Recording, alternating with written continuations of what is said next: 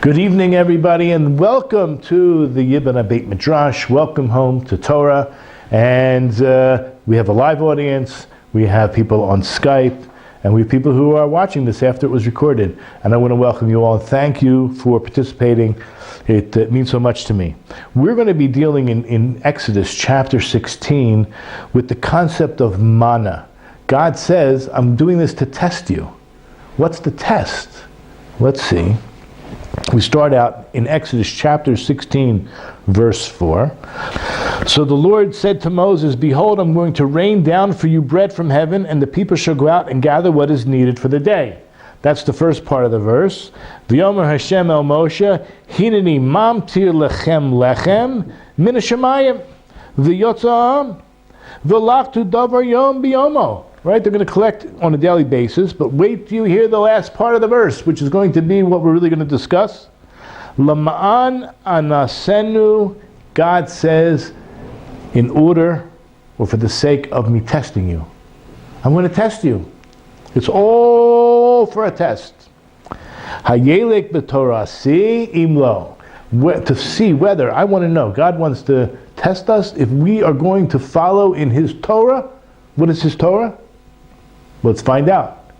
Because this is before the receiving of the Torah, right? The Torah means law. The Torah means a way of life. The Torah means an opportunity to connect to Hashem. So here we're going to talk about, Rashi brings down two specific laws that relate to the manna. God gives a test in two very specific ways in relation to the manna. So the last part I mentioned in Hebrew, Laman anasenu, in order that I should test you. Look at Rashi. So he says, what is needed for the day? Right? The test in the Hebrew is, right? You gather what is needed for the day. So you know that what came was enough for one day for each person. And what happened if you left it over? It spoiled, it became rotten. So what is it about human nature, right? Somebody gives us something and we want to hold on to it. We're afraid that maybe it won't last, right? So, or maybe what's going to happen tomorrow. So I'm going to save a little bit for tomorrow in case I don't get. So by holding on to that, that's a no-no. God does not want you to hold on to, and don't save, don't in your mind even think about it, that you're not going to get tomorrow. Okay, so that's the first idea. Let's just read Rashi again. The thing of the day in its day. What is needed for a day's eating, they will gather on its day, but they will not gather today for the needs of tomorrow. There's no point. And the second thing, I'm going to test them whether they'll follow my teaching. In concerning what? That you're not supposed to go out on Saturday and collect. On Friday, you will get a double portion. And by getting that double portion on Friday, you will hold over what you need for the next day. So there's two tests. When God says, my Torah, I'm going to test you to see if you follow my law, my command. And my command is, do not hoard more than you need today. And Friday, you will not go out on Saturday to collect, so you'll eat what you received on Friday on the following day on Saturday. Follow? Okay. So now let's go into the Kliyakar. We use the Kliyakar as the basis for this discussion. Okay, I'm just going to adjust the camera just a little bit. I don't know if it's good. Okay. And so the idea is that we use the Kliyakar as the basis for our discussion, because the Kliyakar is just absolutely amazing. He gives over some of the most fundamental ideas that we need to know to run our lives, to live in this world, which is full of sheker and illusions, all kinds of tests and challenges, and he helps us with the pshat, the simple reading of the verse. That's one thing he does, and then he goes into drush, which relates back. We're talking about expounding the verses that match up with the medrash, match up with all the teachings of the Torah in the verse. which is the most amazing thing, because if you have a drush, a medrash, it's based on something. All the principles of the Torah, all the laws that we live by, all the concepts are all in the Torah. Okay. So he right away uses our verse, right? So I may test them whether they will follow my teaching or not, my Torah or not. Perish Rashi, im yishmeru mitzvahs taluyas bo. If they will follow my what? My command that is dependent, what? On the man. Okay, so the word manna, we're not going to use, we're going to use the word man. Okay? Because that's what Bnei Beis Yisrael called this fluffy angel food. It's fluffy angel food. Okay? It tasted like whatever you wanted it to taste like.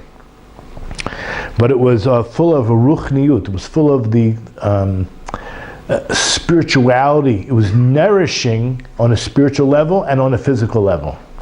So that's what Rashi says. If you guard my mitzvahs that are dependent on the manna, such as shelo yotiru mimenu, you don't leave anything over from it. That's the first thing.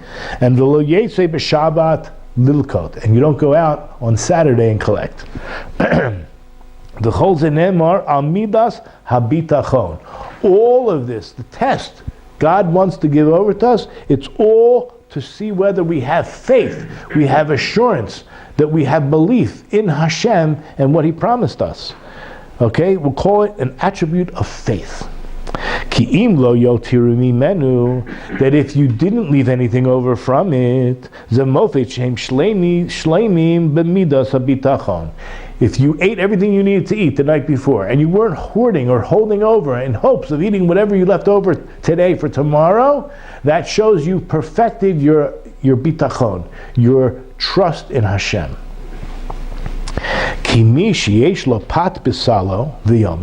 Because if someone has bread in their basket, this is a term that Chazal use in many different ways, but someone who has bread in their basket, it's a certain sense of a surety that you don't have these extra desires, right? It can be used in marriage relationships, but we're talking about financially at the moment, or we're talking about having, your cupboards full of bread, your cupboards full of food, right?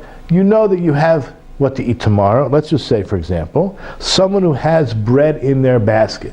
That's a term used.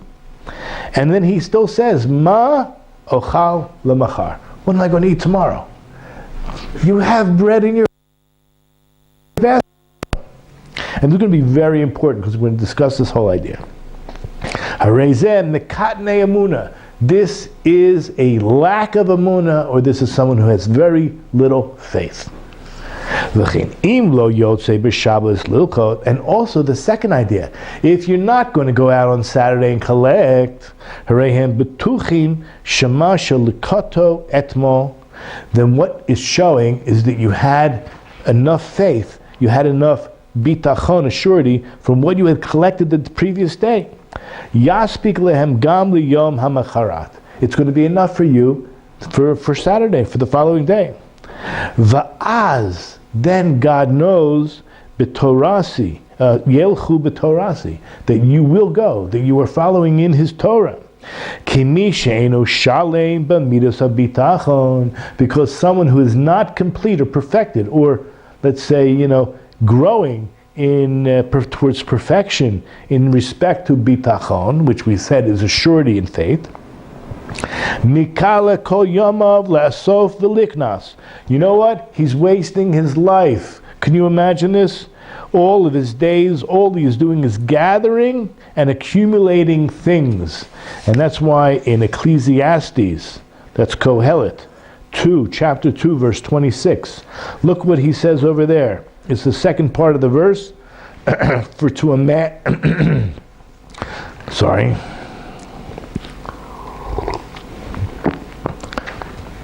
For to a man who is good in his sight, He has given wisdom and knowledge and joy. But to the sinner, He has given an occupation to gather and to accumulate. And what is all this for? This too is vanity and frustration. So listen to the words. Ulechoite, to the sinner, Natan inyan le'asof v'liknos. All the sinner is doing, his whole life, is accumulating, gathering. For what? For what? We're going to find out for what. To give to other people, because he ain't taking it with him when he dies. It's zegam zehevel ru'ut ruach. This is vanity. This too is vanity and frustration. Look at the latter part of Rashi. When it says this too is one of the vanities that were given to creatures. They toil, and someone else takes their fruit. For what? You could be learning Torah, and that's going to be the whole point of this message here. Don't waste your time in vanities, but rather focus on what's really important. That's why it says, Umase yasa lebeis Hashem lasok b'Torah. All the person is doing is accumulating and gathering. So when is he ever going to dedicate himself to the Beit Midrash? When it says the house of God. When King David talks about the house of God, he's talking about a house of prayer and learning, the Beit Midrash. Shifty, shifty, shifty, woo! Right? I want to sit in the house of God. Lebeis Hashem lasok b'Torah. When would he ever do that if all he's doing is going around collecting? Kenoda midarche rov olam. This is the way most of the human beings, the creatures on this planet, behave. Shahoichim achrei hahevel v'havalu. You know what they do? They chase after nothingness. But guess what happens? They themselves become trivial themselves. Okay, and that is. If you want to just look at number 3 on the source sheets, that's in 2 Kings chapter 16, verse 15. So says the Lord, what wrong did your forefathers find in me that they distanced themselves from me? What did they do? They went after futility and themselves became futile. That's going to be the, measure for measure. That's going to be the result. Chase after futility, your whole life is futile. That's the verse in 2 Kings chapter 16 verse 15. As the Kliyakar ends off and saying, the Esek Torah tefal etzlam. So what becomes more important are the things they're chasing after, and the Torah itself becomes secondary, which makes your whole life futile. Okay, so davar acher. Which always means alternatively, but we're going to use it to mean it's going to go deeper, another level. So hopefully we're all on this level where we are involved in Torah on some level, whether it's an hour a week, an hour a day, or 10 hours a day, whatever we can possibly do to be oisek b'Torah, to be involved in learning Scripture. Guess what? There are things that are monim, that are what? Preventing us. They hold us back from reaching our potential. They are obstacles, okay? And there's going to be things that are internal and things that are external that hold us back. So let's talk about them. Hu mitzad ma'achalim gasim hamafsidim zechut brirus haseichel. Now, there are things that we could eat that are going to prevent us from having clarity. Maybe it's too much sugar. Maybe. Or maybe it's too much carbohydrates, which turns into sugar. Maybe. Everyone's different. Everybody's metabolism and body works a little differently, so they know which foods are going to affect them, right? And then they can't learn. Or it's going to hold them back from having, let's say, all the connections in the brain that are there's trillions of connections in our brain, and the food that we bring into our body is going to affect the way we think. Listen to what he says. I'll translate. Ki mitzad machalim gasim, through gluttony, through eating foods that are coarse, and they're mafsidim schut, they diminish clarity, ubrirus haseichel, the ability to really think intellectually, until the ability to really think becomes so muddy and murky that you cannot see. Until there's no clarity at all in terms of intellectual matters. This is exactly the reason that God had Moses fast for 40 days. Moses did not eat or drink for 40 days. In order to what? Kedei sheyesh sichlo zach v'naki. So that he would have a completely clean thought process, lahavi, in order to understand b'muskalot, spiritual intellectual concepts. Remember the word seichel. I'll say it again in terms of Rambam. He uses the word in a more intellectual way. The Maharal uses it in terms of spirit. So we like to combine the two. You'll hear this over and over again from me. Don't get tired of it. It's the spiritual intellect, okay, that is being held back. And therefore Moses fasted for 40 days in order to have this clarity. Uktiv. Now this is a very interesting verse. You'll find in Exodus 24 verse 16 that the glory of God rested on Mount Sinai, and the cloud covered it for 6 days. And then God called to Moses on the 7th day from within the cloud. So the Hebrew we're looking at is Yachasehu Anan Sheshet Yamim. Now there's a huge discussion whether these 6 days were before the receiving of the Torah, meaning that before receiving the Luchot at Mount Sinai, the tablets, or after. We're not going to get into that machlokas, but this is Gemara Yuma. And Gemara Yuma is discussing about the Kohen Gadol separating himself 1 week before Yom Kippur. So he's going to separate from different things for a whole week before Yom Kippur. So the idea, as Rashi brings down, at the very bottom of the Rashi here, it teaches you that whoever enters the camp of the Shekhinah, if you're about to go into a high level of meditation or intimacy with Hashem, you require 6 days of separation, such as seclusion from society. Now today what we do, and you know when you pray, we do Psukei Zimra, we do brachos before. There's certain things that you tighten your belt. There's certain things you have to do to prepare. You want to meet the Lord your God, as it says in Isaiah, prepare to meet the Lord your God. And Clint Eastwood stole that for the movie, by the way, from Prophet Amos. Right? He puts a 44 Magnum in someone's head, and he says, prepare to meet your maker. Right? That's from Amos. That's the prophet Amos. Okay? So you have to do preparation. Whatever that is for you, everyone's a little bit different. But the more you put into something, the more you're going to get out of it. Right? Isn't that true? We know that in life. So this idea of preparation. So Chazal tell us in Gemara Yuma, in other words, Moshe fasted this period of time in order to prepare himself 40 days before receiving this intimate relationship, the luchos, the tablets from Hashem. So this is all internally. Okay, these are things that could prevent you from having a clarity. What about mibachutz? What about externally? What could be a preventative, something holding you back on the external side? So the Kliyakar continues. He says, "Halo hema be'ever hayarden." Weren't they on the other side of the Jordan, meaning they had not yet entered Eretz Yisrael? Ba'avro derech yamim unaharos, and they were traveling. They crossed over different canals and different. We know they crossed the seas and different rivers. V'raglav ka'yalos lirdov achem azanotav ba'midbar ba'arava u'bishvela, and it was like, try to use your imagination. You're traversing a desert. So where are you going to find your food? So you're constantly searching, just like a mountain goat or what are those, ibex, something that is going up mountains and going through valleys and going through plateaus. You're looking for food, like an animal.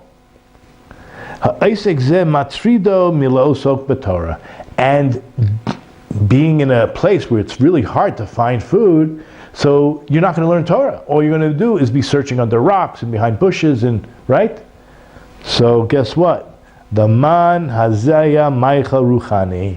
God provided them for a manna, so what? So they can learn Torah. This was a yeshiva of 40 years. No distractions. No involvement of trying to find a parnasa. No involvement of trying to support your family. You had no need for it. God removed the external need to be distracted. No distractions. Kol ochlav nitzlu min shnei moinim elu. And anybody that ate the man was going to be these distractions, these two distractions. The internal distraction of how it affected your thought process to the food you ate, and the external preventions that would prevent you time-wise or worry-wise from learning Torah. As we said, mi b'chutz, from the external side, ki lo yotzrichim lachzir acharav. They had no reason to work. They sat and learned. Kol echad motzim zonotav b'chol yom petach olo. Guess what? This was a miracle. Not just was the food a miracle, but the very fact that God knew who was righteous and who was not righteous. If you were righteous, all you did was open the door of your tent, and the food was right there in front of you. All you had to do was bend down and pick it up off the welcome mat. And if you weren't as righteous, you might have had to walk down your driveway, or whatever they call those, pathway, to pick up. And if you were not as righteous, you might have had to walk around the block. And if you were less righteous than that, you might have to walk out to the edge of the camp. And we're going to see some really fascinating ideas here. But Hashem knew. And therefore you had better be on your best behavior because everyone else would know.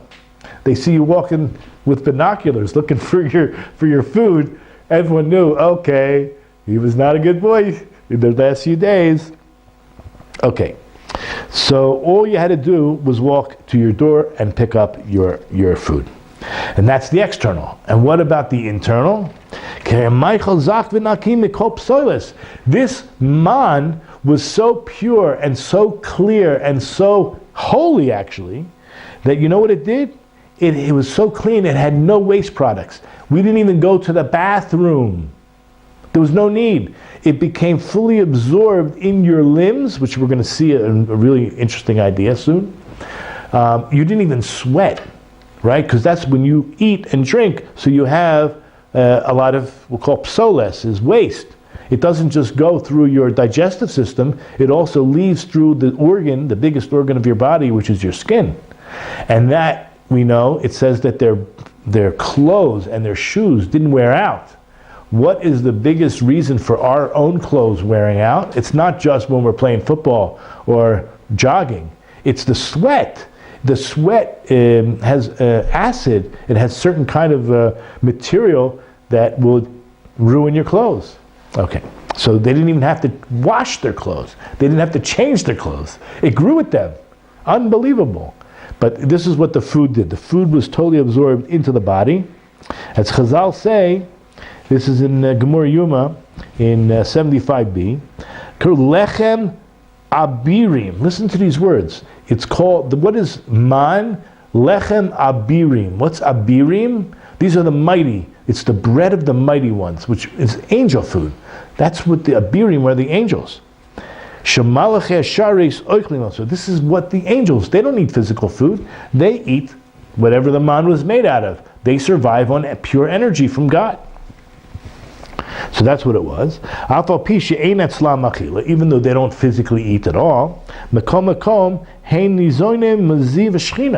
But what do they, how do angels survive? Because they survive based on the energy that's emanating from the divine presence, from the light, the splendor, from the divine splendor. This is exactly the nourishing part of the man itself. And that's what we ate. Ki hayabo nitzutz gam min haruchaniyot, that it contained the sparks of spirituality. Ve'eno ke'ein havdolach. Now, if you look in Numbers chapter 11, verse 7, it says that its appearance, we're talking about this the man, which was like a coriander seed, whatever that is. It had an appearance that resembled crystal, something very bright and shiny. Mazhir umavhik. That's how it appeared. Lo yabo shum psolis. There was no waste material at all. Okay, that's what it was. Alken haya nivla ba'evarim. Think about it. It is lechem ha'abiram. The word for abiram, which we said was the angels, it's Aleph, Bet, Yud, Resh, Yud, Mem, and Avarim is the same letters, right? It's a different structure. Bet, Aleph, Yud, Bet, Resh, Yud, Mem. So the Lechem Abirim was absorbed in the Avarim. Nistalku Shnei Hamonim. And this was the complete removal of those two internal and external hindrances towards a relationship with Hashem, which is what ultimately God wants. Okay, so the Kli Yakar continues and he says, V'shalashim al kulo. Now, beyond that, there's another thing over and above this. And what is that? The who. Meaning, what's the worst hindrance, the worst thing of all? Mi sheyesh lo harbe yoter mechadei tzarcho. Someone who has much more than they even need. That's going to be the worst hindrance. Right? As we say that somebody who has more property, the more property you own, the more worries you have. So he already has more than he needs. Gamu eino penui lasok b'Torah. There's no way that he has any time now to work to deal with Torah. Ki ribui hoino v'kinyano, because the more property he has, v'zavelo ashir, and his basically the satiety of the rich, eino maniach lo lasok b'Torah, is not going to allow him to any time to involve himself in Torah. Now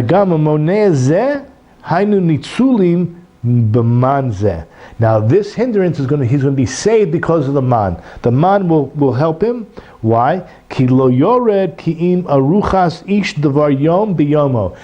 the only thing he is going to get, we all will receive, is exactly our daily bread.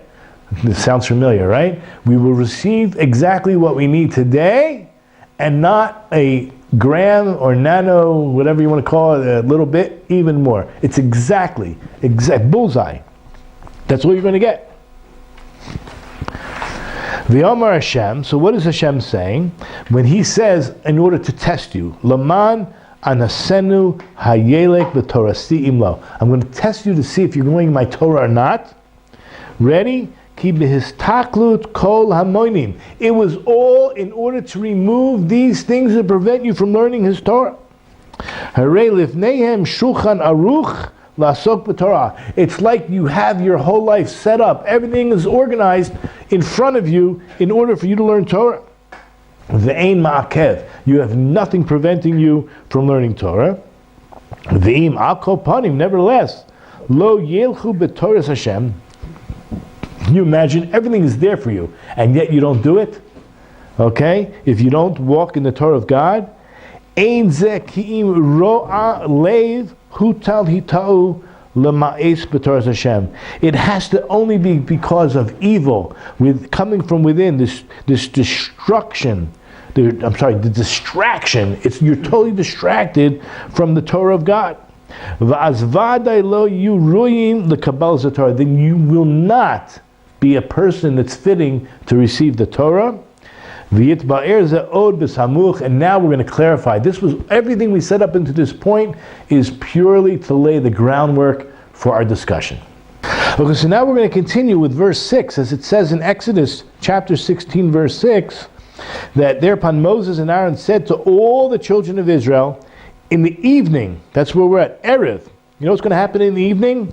You shall know that the Lord brought you out from the land of Egypt. What is going on here? In the evening, you're going to know that God brought you out? V'yadatem ki Hashem hotzi eschem me'eretz Mitzrayim. Why would the evening bring this about? Well, we're going to talk about the quail. Let's talk about what the Kli Yakar has to say. Kavar amarnu shaman hayamaychal ruchani. We already mentioned as the basis of this conversation that the man was spiritual food. We got that clear. And it helped you to the whole idea of the man relates to the light of the spirit or the light of the intellect. And he brings a verse from 2 Samuel chapter 20. It's actually 23. I know I wrote 24. It's 23 verse 4. Where did I write that? Anyway, I put it to 24 verse 2, but it's not. It's 23 verse 4. Okay, so what does it say? As the light of the morning when the sun shines. That, like, you know how fresh it is in the morning? It's like the sun is shining. God's light. It's like, there's nothing better than that. Or boiker, just as the light of the morning, Yizrach Shemesh, of the shining sun. Alkei nitan haman, that's why the man was given in the morning. Remember, we're asking the question, what is it about the night? So we're going to find out about the difference between the quail and the man. Okay? One, the man was asked for in a proper way. I know there was a complaint, but that's a necessity, right? And you're allowed to ask for your necessities. When it comes to the luxuries, which is meat, so they complained, and that was improper. But in the morning, that's why the man was given each and every single morning. Haman baboker, behetivam lishol kahugan, because their request was proper. It was appropriate. Ava hasla, when it comes to the meat, when it comes to this pheasant, hayameichel gas v'chamari. It's coarse, it's heavy, it's extra, and it's very physical. Al kain nitam be'erev. This is the reason why it was given in the evening. I mean, we already discussed the boker is light and not, Ki hasecha midyahaches laboker. When it comes, a lot of people will say, my best time of thinking is in the morning. I could say that. The afternoon's the worst. But for me, it's the morning and it's the late evening. Late evening, not early evening. But anyway, so the seichel, the spiritual intellect, relates best in the morning. V'chaymer le'erev. And when it comes to physical things, that's the best time that it's relating to is in the evening. V'lo nitan lehem haslav ki'im lefi sha'ah. Now also, it was for 40 years that we received the man every morning. Daily, except for Shabbat. And what about the Slav? Just two instances. It was temporary. It was momentarily. Just twice. You follow what I'm saying so far? Okay. Bekivrois hatava she'iluhu shenis. Meaning we ask for it now in our parsha here, in BeShalach, but also in Numbers chapter 11, verse 34. If you can find it here somewhere. That is a place called the burial place, the Kivros of, I'm looking for it here in my shore sheet. Okay, I don't see it here, but we'll read it here. That it was in a place of the burial of Ta'ava. That's where they asked for it. And this is Dugma Mashikasavna Lamala Parshas V'Yachi. On the verse, now there's a verse that says like this, by Binyamin, by the blessing of Benjamin. Baboker Yachal Ad. In the morning, he devours his prey. The word ad means prey. Ola erev yichalek shlal. But in the evening, he will divide the spoil. What's the word shlal? Is when you go out to war and you pick up the spoils, right? So here, perush. What is he talking about? In the morning, it's davar hechrechi. It's things of necessity. In the morning, it's going to come as a necessity. Shadam shalkugan. When it's a necessity, that's when people ask properly. You're allowed to ask. Nitan lababoker. When bepani meiros. When there's called a happy countenance. There's a bright countenance. That's okay. Okay, and that's why it's going to be done and fulfilled in the morning. V'oto ochal. And he that devours it, kedei achilato, obviously because he needs to eat.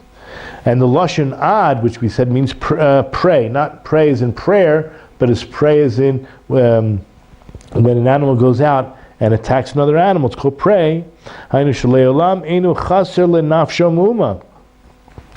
is, we're talking about a necessity that you will never lack. Hashem will always provide the necessities. Do you understand? God will always provide your necessities.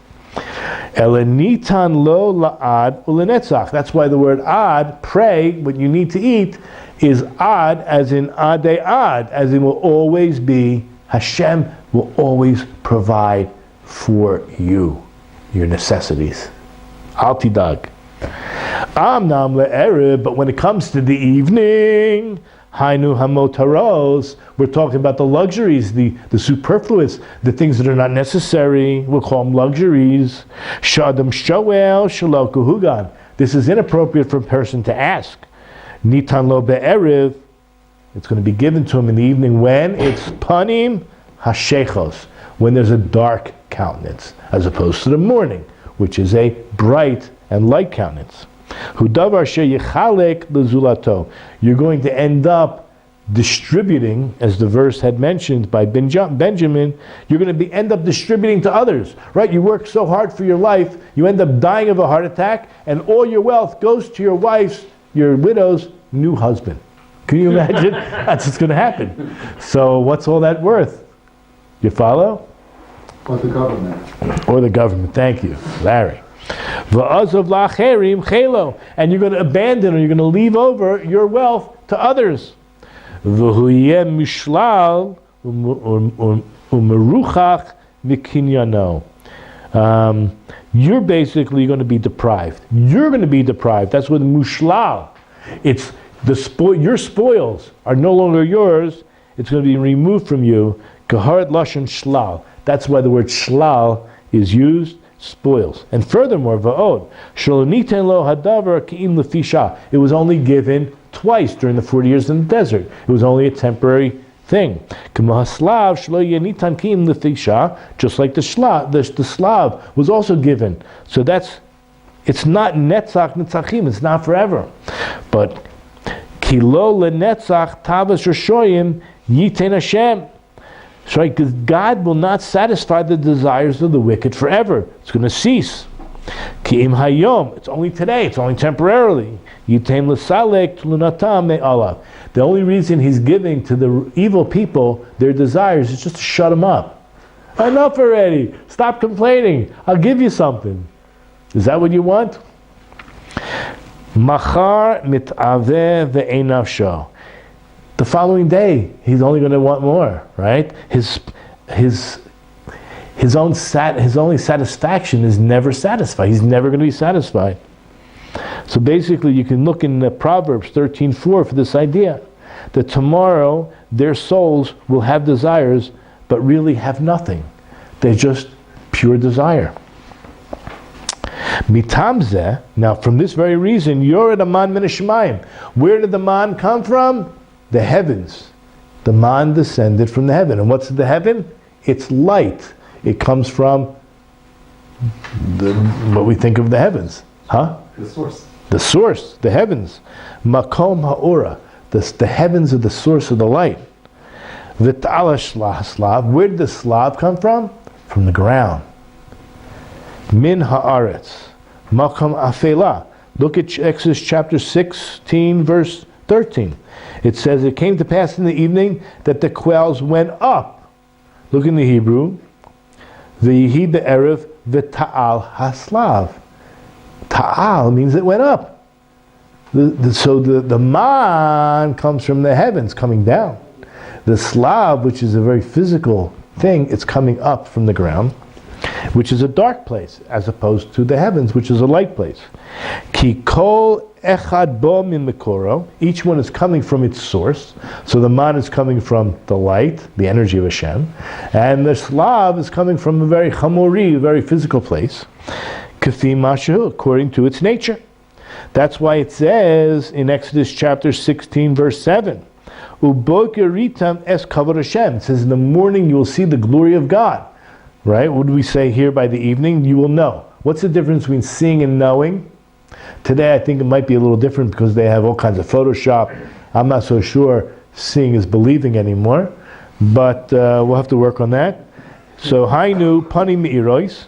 When you have, it says in the morning you'll see. So again, we talk about the morning being the bright light of the morning.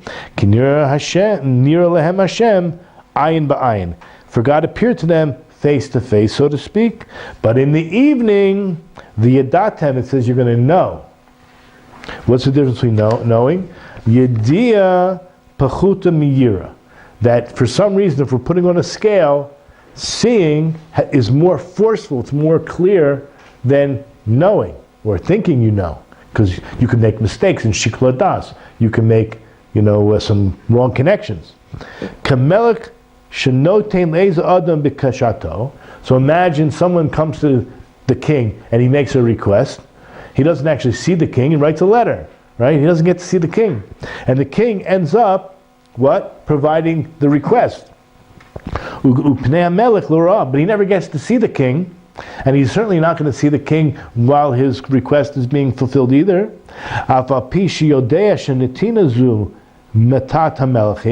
He made the request, and the request was fulfilled, and he knows it was the king himself that okayed the request, or the taksiv, or whatever, the permission for it to be done. The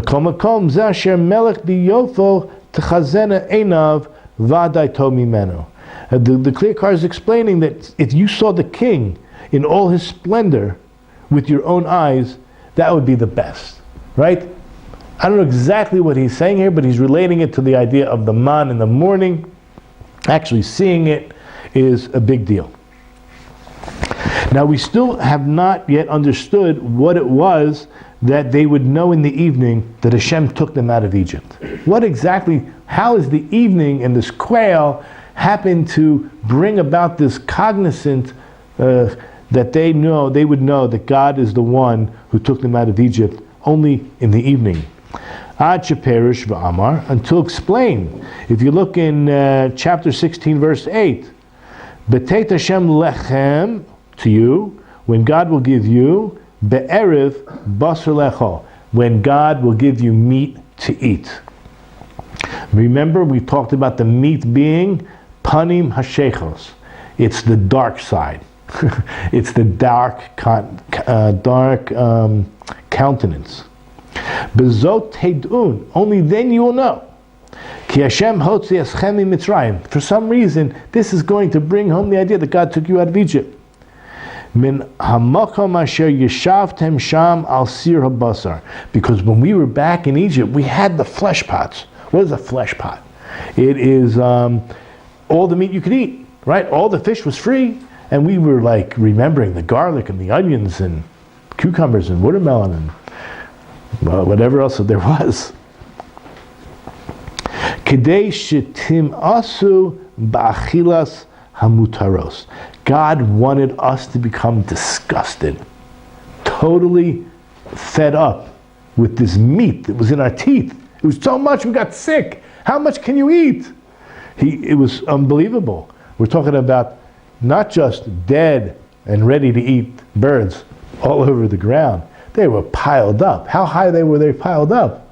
Till their neck. I mean, it's a lot of meat. Okay. So just like we were back in Egypt with the flesh pots and we thought it was very comfortable, now God is providing way more than enough of this, we'll just call it excessive amount of food. And it was disgusting. And it was mutaros asher koach habahemi. So it was not only in excess, but it was very animalistic. The nature of what we're eating, niksaf lehem, that we had desired. V'tiu asukim b'shleimot hanafshi. Then, only then, after we became disgusted with the physical, then we can open up to our seichel, to the spiritual. And we talk about this a lot of times with whether it's drug addiction, alcoholism, it could be with anger, it could be with different midos. You have to hit rock bottom and say, this is not working for me, right? And then you're open to other avenues, right? And it could work in religion. There are some people that have tried other religions and they say, it ain't working for me. And then they're open to the idea of the truth of the Torah. Okay, so too, this is what God wanted. The goal was to get us so disgusted with the physical. And then we would know that it was Hashem that took us out of Egypt, and not Aaron and Moshe. V'lo ka'asher martem, not like you guys said, mi yitain mutanu biyad Hashem be'eretz Mitzrayim. This is in Exodus chapter 16 verse 3. What would that we had died by the hand of God in the land of Egypt when we sat by the flesh pots and we ate bread until satisfied. You brought us out into the desert, right? Because that's where they ended up. That's it. It was all about just ending up in the desert. No, v'haya mechuvan min teluna zeh. So really, the idea, the what's meant by this complaint, what is the complaint here? Shebeshivtam al sir habasar, as they sat by the flesh pots when they were in Egypt, sheyesh bo tzad shlemos. I'm sorry, I skipped something. And they were eating their bread to satayati, fine. What is meant by this complaint? When they were sitting by the flesh pots, sheyesh bo tzad shlemos, there was no room for growth, right? V'anachnu motzim eschem mimakom sh'aya lechem shlemos zeh el makom chaser, right? They only imagined that Aaron and Moshe took them from like a really perfect place, like Las Vegas or Miami Beach. They couldn't get better than that, right? All the gashmis you want, and you took us to the desert where there's nothing. No. Hine b'teit Hashem lechem basar berev. Now, when God is giving you this meat in the evening, with this you will know. Bezos teidaun. Ki lo anachnu motzim. It wasn't me and Aaron. It wasn't me, right? Moshe and Aaron that took you out. U'b'mesh yitein lechem b'boker lechem l'soveh. You know, when God is now giving you in the morning this man, this bread which is going to satisfy you, as we mentioned, you're going to see God face to face, so to speak. That you will understand from this that God is going to grant you what you want if you ask for your necessities. Man, you are sick and tired of this heavy-duty meat and things that are extra. So now we're in Exodus chapter 16, verse 15. V'yomru ish el achiv manhu. What in the world is this word man? But in the meanwhile, the verse says, when the children of Israel saw it, they saw the man. They said to one another, it is manna, because they did not know what it was. This verse makes any sense to you? Hello? Start again. Yiru b'nei Israel, so they saw it. V'yomru, each person said, ish el achiv manhu, it's man. Ki lo yodu mahu, because they didn't know what it was. So what's the word man mean? Wait till you hear this. Unbelievable. It's going to answer the question, what man is. Man is a description of what man is. Yesh omrim, lefi she'osios man, the letters mem, nun, are nasal. They're nasal. There's different letters. There's guttural, there's tongue, there's teeth. There's different letters that you use 5 different parts of, maybe 6, your throat. There's different things that you use in your face to express a letter. So some of them are nasal. Now, interesting, I went to chef school. So smell and taste are totally interconnected. Huh? They have to be. Okay. So, what did we know about the man? That it tasted like anything you wanted. It was as if you had your nose shut off. Listen to the words. That the letters mem nun, mam, heim osios hachotem. They're nasal. Ki yisgur ha'adam chotem. When a person closes off his nose, and mem nun b'safa brua. There's no way you can pronounce mem and nun properly. It just comes out wrong. The manaya boreach shakol maiklim ba'olam. It could smell like anything you wanted. Aval be'eineihem lo ra'u ki'im zeh haman. Right? So they only saw, as the verse says, look in Numbers 11:6. It says all they saw. Where are we? 11:6 in Numbers. But now our bodies are dried out, for there's nothing at all. We have nothing but manna to look at. That's all they saw. Let's say like this. It was like cardboard. It looked the same every day. It tasted different. It could taste like today like chocolate ice cream. Tomorrow it could taste like vanilla ice cream. It could taste like falafel, and then it could taste like shawarma. Whatever you wanted. A really nice steak, a really nice bottle of wine, whatever it is, right? It had different taste. but it always looked the same. And that disgusted them. Okay. As we just said in Numbers 11:6. Bilti el haman einenu. We have nothing but manna to look at. The crew man, so why did they call it man? Shekashem shishtei osios elu ein havarasam nikar ayde skiras hachotem.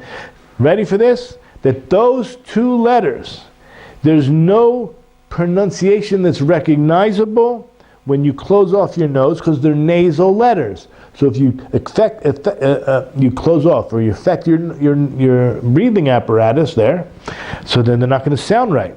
Kach haman. That's why they're called man. Ein bo ki'im reach mikol machlim, because they had the ability, right? It smelled like anything you wanted to in the world. Batel shlemutu ayedei skiros chotem. But you got rid of its perfection, right? It no longer had that ability if you closed off your chotem. So basically, this was part of their complaint. At the same time, Amnam Chazal, it says in Yuma, Shahayabo gam chush tam mikol minei maicho, as we already spoke about, it smelled like anything, but it tasted like anything you wanted it to. Shachei chayat toem, right? The palate of your mouth was able to taste it. Kol minei metamim, anything you wanted it to taste like. Ulechach amru isha achiv. That's why one person would say to the next, manhu, what is it? Or it is man. Lashon hachanat mazon. It's actually man. It means like it's a preparation of food, because as soon as you decide what it's going to be, that's what it is. Meaning to say, that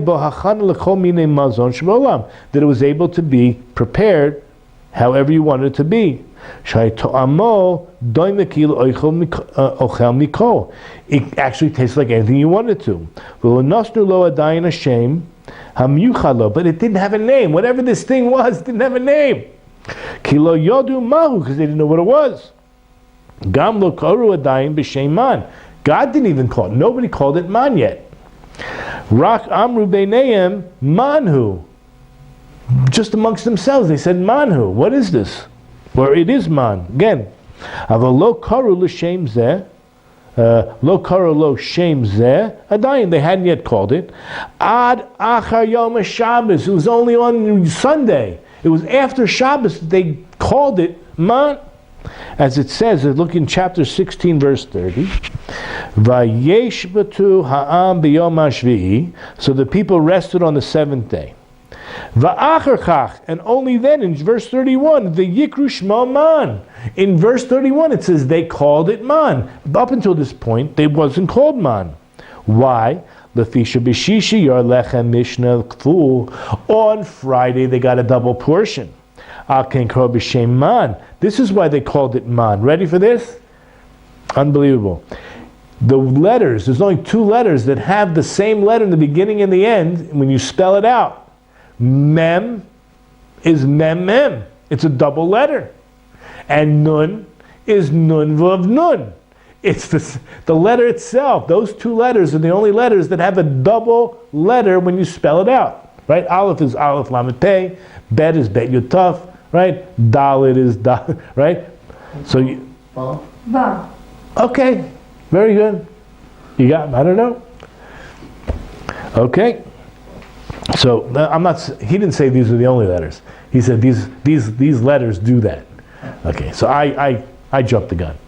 But you're right. It's these letters, not the only letters.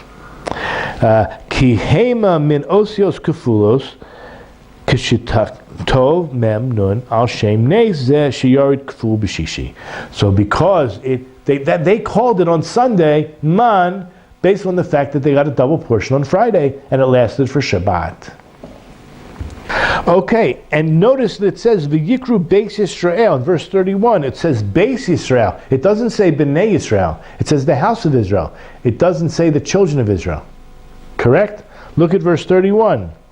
The Yikru Beis Yisrael et Shmo Man. They're the ones that called it Man. V'lo ne'emar b'nei Yisrael. It doesn't say the children of Israel. Whenever we hear Beis Yisrael, what are we talking about? Like Beis Yaakov, it's talking about the women Okay, women out there, listen to this, you holy ladies. Lefisha Beis Yisrael, Hainu Nashim. When it says Beis Yisrael, it's talking about the women. As we know, Rashi says in chapter 19, verse 3, on the verse, Ko Tamar Leveis Yaakov, Elo Nashim, right? Speak to the children of Israel, and that is the Bnei, right? That's the women. Meaning to say, the Nashim Hayu Mechavavos es Haman Bioter. Can you understand why the women would like man? Clean. I know, Larry, you got a good one line for this. It's clean. They don't have to cook. They don't have to cook. They don't have to clean. They did cook. No diapers. They did clean. They did cook it. They did. Okay, so they cooked it. If you wanted to cook it. Yeah, if you wanted to cook it. So if the bigger tzaddik you were, you didn't have to cook it. That's what I'm going to say. Okay. So the women like the man. So the question is why? It's obviously not because they didn't have to change diapers and they didn't have to cook, but rather, Al Ken Carlos shame. Why is it called? It's the women that called it man. They're the ones that decided it's man. Hamar Kiyuma Davar, because it actually confirms its actual existence. That's what a naming does. The women themselves desired its existence. The Vishayim Modia Tzidkat Hanashim. It certified their own righteousness. How? How did it certify their righteousness? So in Gemur Yuma, again 75a, it says, as the verse, our verse says, Haman Kezera God, right? God is Gimel Dalin.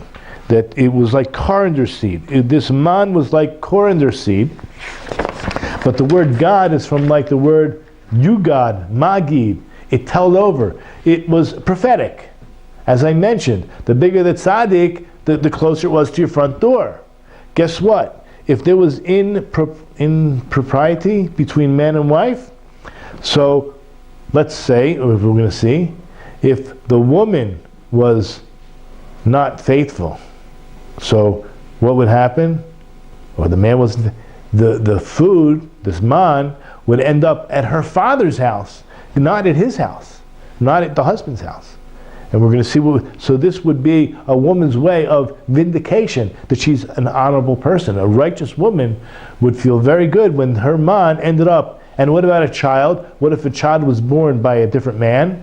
So, a family of 6 would get a six pack of man at their front door. But what if one of the kids didn't belong to the husband, belonged to a different man? So she'd get a 5-pack and he'd get the extra, because the kid belonged to him.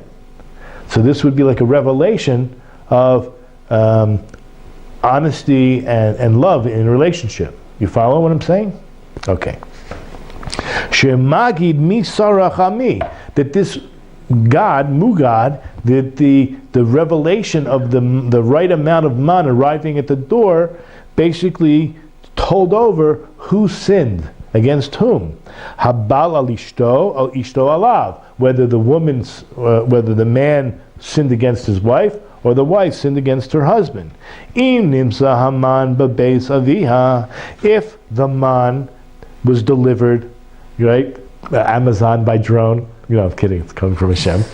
It was right at her father's doorstep. Azvadei bala sarak aleh, then for sure her husband was cheating on her. V'chein lehefach. This is why the women desired the man. Remember, they're the ones that named it. They called it man. So that it could reveal and tell over and inform about their own righteousness. Did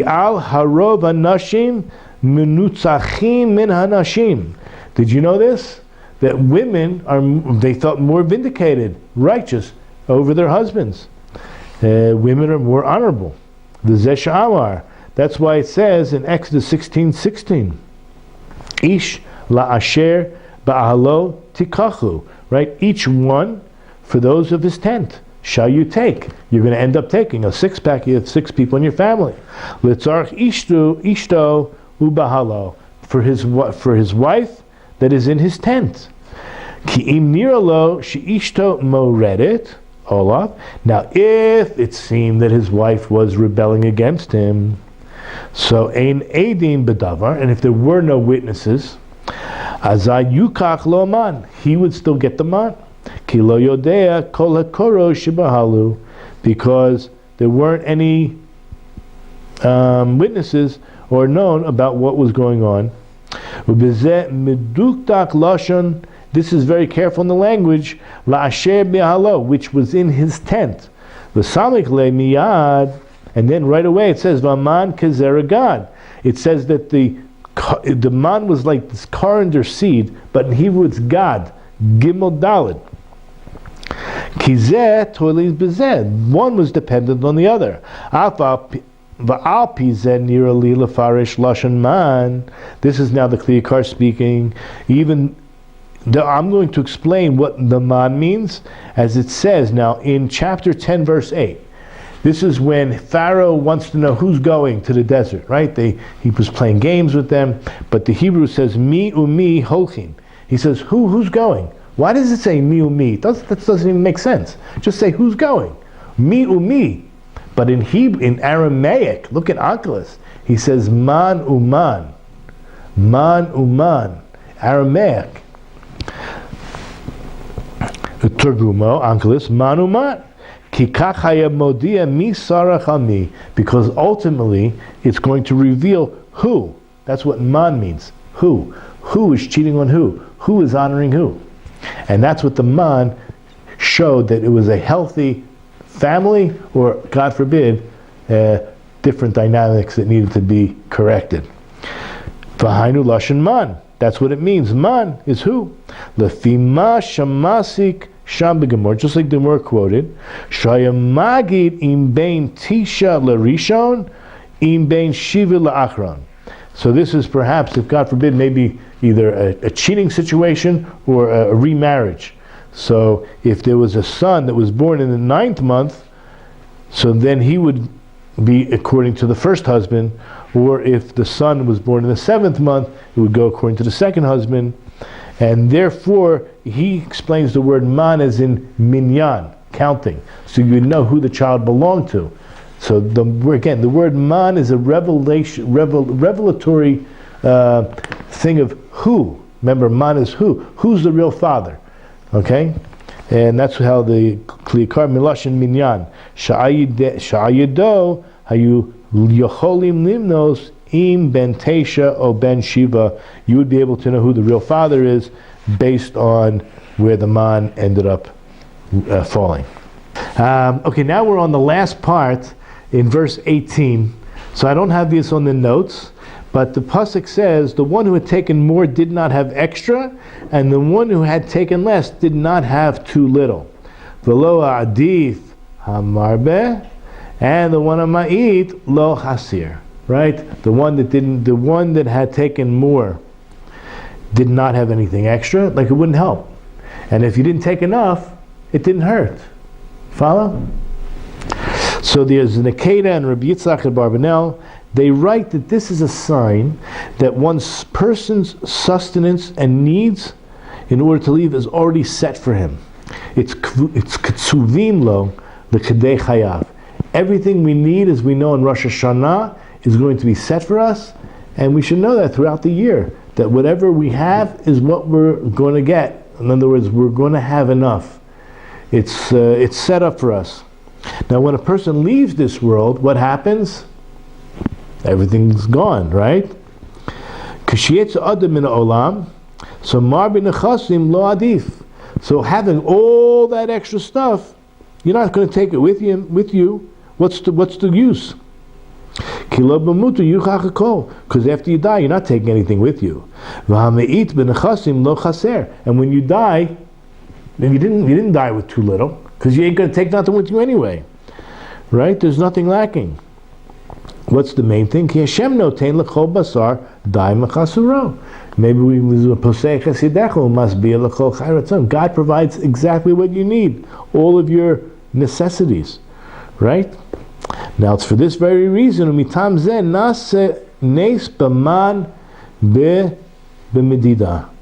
is the reason that the miracle was done with the exact portion. Everyone received the same amount. Everyone received the exact same amount. Shematzu kulam b'shava. V'hanoter liyom macharat yarom tolaim. And guess what happened on the next day? It totally rotted and was full of bugs. Kizeh moreh. What does this teach you? Shekol sha'adam rotzeh lahotir liyom macharat. That anything that a person wants to keep over for the next day, hudavar kol obela. It's worthless. I mean, we're really talking about life. You think you're going to collect all these physical possessions, and for what? It's all nothingness. V'sofo l'rima v'tolea. It's all going to go back to what? To bugs. V'kol ma she'oize mehono hula cherim. And everything you're going to leave over is going to be left over for others. Ulai l'noise almanato. Perhaps you're going to end up giving it to your widow's new husband. Ki yazov lacherim chel v'choymo asher bono v'asher nota. Right, you're going to give him everything you built and everything you planted. V'lo lo, not to him, yeh zera asher zera ba'amal v'avon. All the work you did in this world is going to be left to others. As we already read in the verse, that each man, right, it's going to basically be taken into his tent. That's it. L'tzorech ohalo. Basically, all for your tent. Lahavi shever v'avon beito. Which basically means each man shall take it, the manna, into his own tent, which means the needs of his tent to supply the sustenance of his family. Therefore, the Torah was given only to those who ate the manna. This was a prerequisite. Right? We left Egypt, we're given the manna already before Mount Sinai.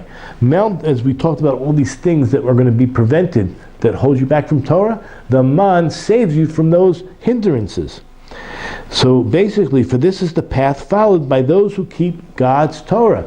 Those who keep God's Torah will eat the manna, and they detest all excess, which in the end anyway will be consumed by worms, except for one thing. This is unbelievable. Except that which was left over for Shabbos. All the money that you spend on Shabbos, you'll get back. Okay? Which did not rot and was never infested with worms. This is the portent to what a person leaves over from his food for a day, which is completely Shabbos. We're talking about the world to come. Right? This is very important. That's why I think that for Gentiles, people who are B'nai Noach, and they want to observe Shabbat, it's forbidden for them to observe Shabbat as a Jew, but they can celebrate Shabbat and they can join in the comprehension of what the importance of Shabbat is all about.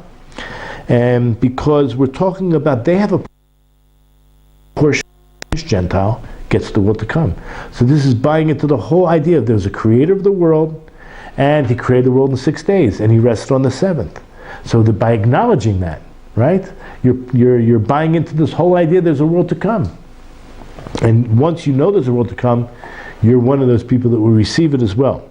So now, what about all the food we give to the hungry? This is also not going to rot. Meaning we'll have the reward will be forever.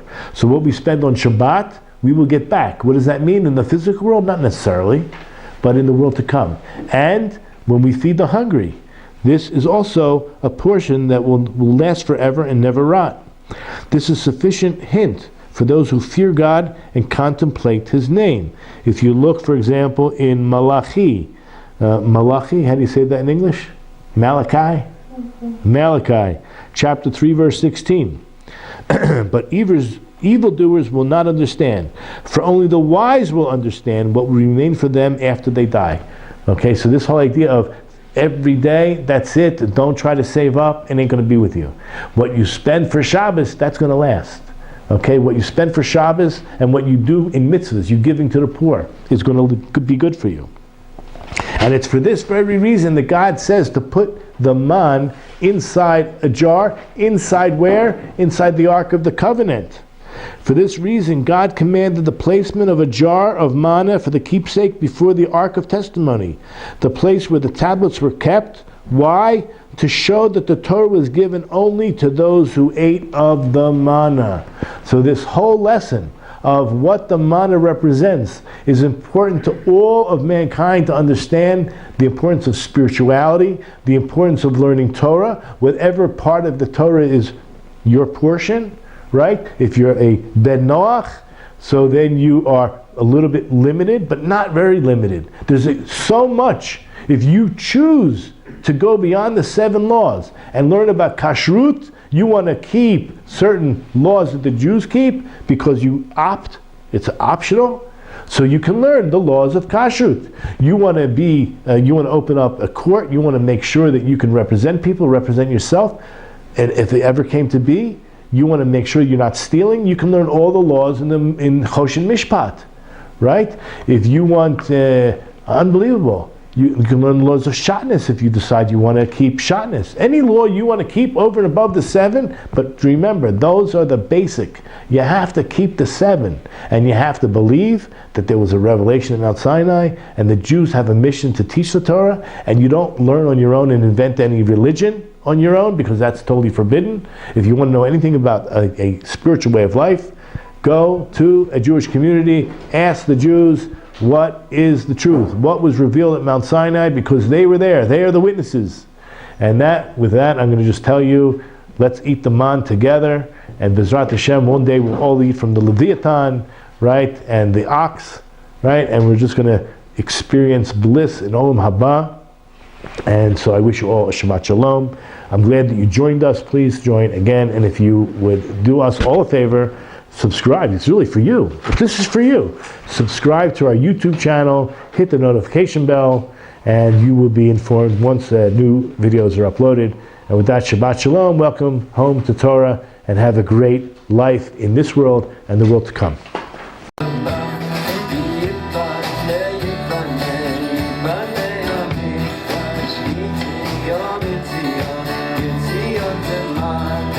Yiboneh